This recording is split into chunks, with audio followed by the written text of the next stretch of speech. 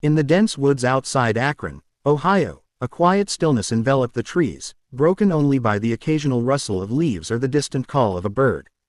It was a serene day, but that tranquility was disrupted when a local hiker stumbled upon an unusual sight, a car abandoned at the edge of the forest. The vehicle was an older model, its paint chipped and faded, but what struck the hiker as odd was how pristine it appeared despite its surroundings. The doors were locked, the windows rolled up tight, and the keys remained in the ignition. But as the hiker drew closer, a chill ran down his spine. The seats were warm, as if someone had just vacated the vehicle. Confused and unsettled, he decided to call the police. When the officers arrived, they shared a glance of disbelief. Officer Daniels, an experienced cop who had seen his fair share of bizarre situations, approached the car. "What do we have here?" he muttered, peering through the tinted windows. The interior was untouched, but the warmth of the seats sent shivers through him. "Let's get it towed," he ordered, shaking off the unease creeping in. The officers carefully secured the area, ensuring no one else wandered into the scene as a tow truck arrived. The vehicle was hoisted onto the flatbed, and the officers made their way back to the station, puzzled by the strange circumstances.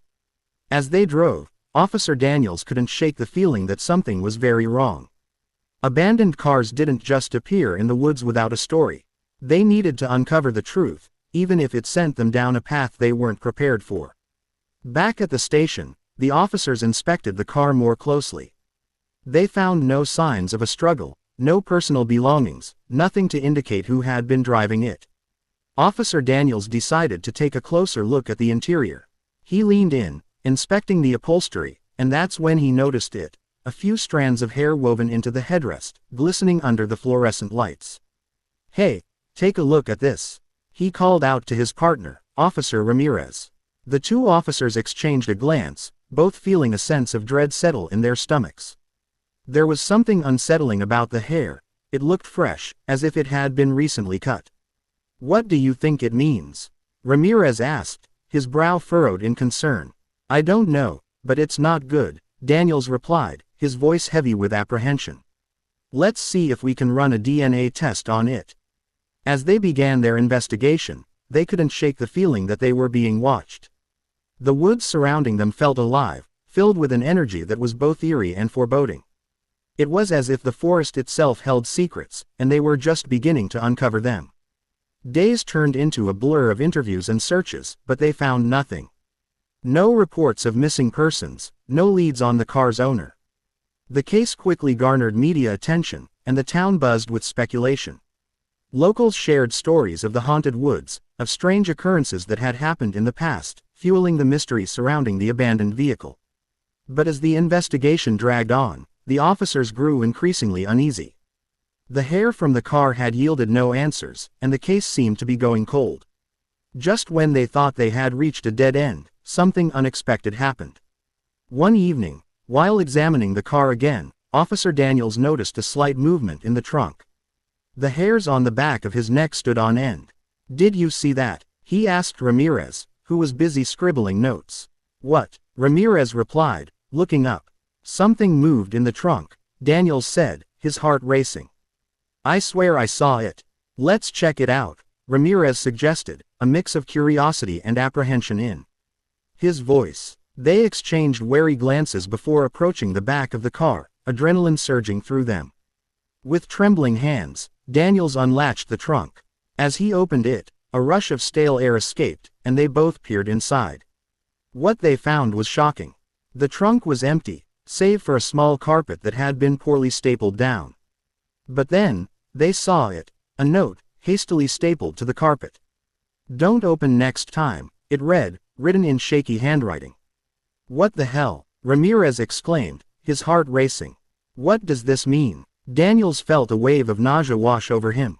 There was a chill in the air, and he knew they had stumbled upon something far more sinister than they could have ever imagined.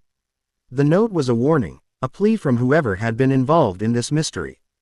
Just then, they heard a rustling in the nearby bushes. Both officers spun around, their hearts pounding. The forest felt alive with whispers, and the shadows cast by the trees seemed to stretch and twist, as if something was watching them.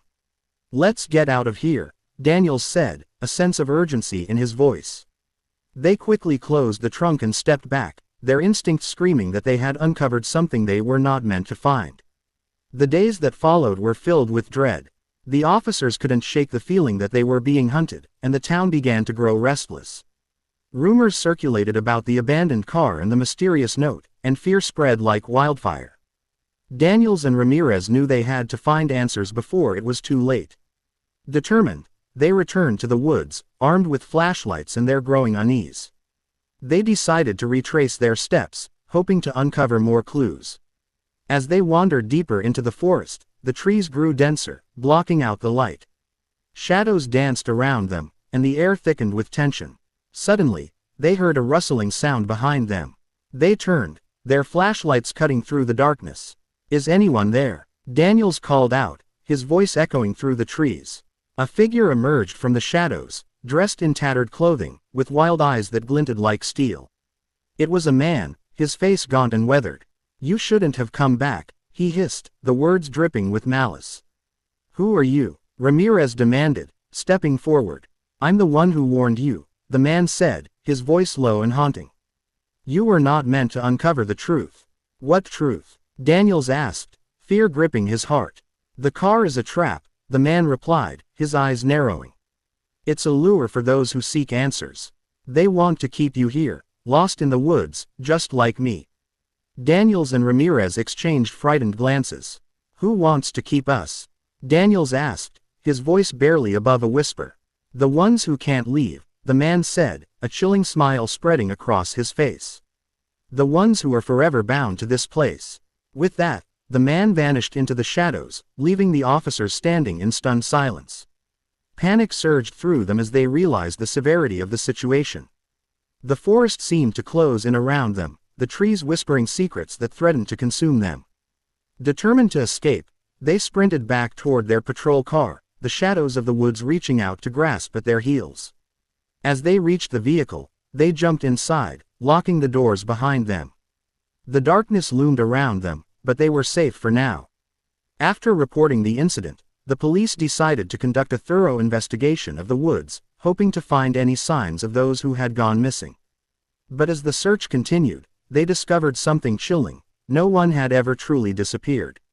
The woods held secrets that transcended time, and the car, once believed to be abandoned, was still very much alive. As the officers drove away from the woods that night, they couldn't shake the feeling that something had been awakened. The shadows beckoned, whispering secrets of those who had been lost. And as the sun set behind the trees, the car remained, waiting for the next soul to wander too close, forever entwined in the dark mystery of the woods.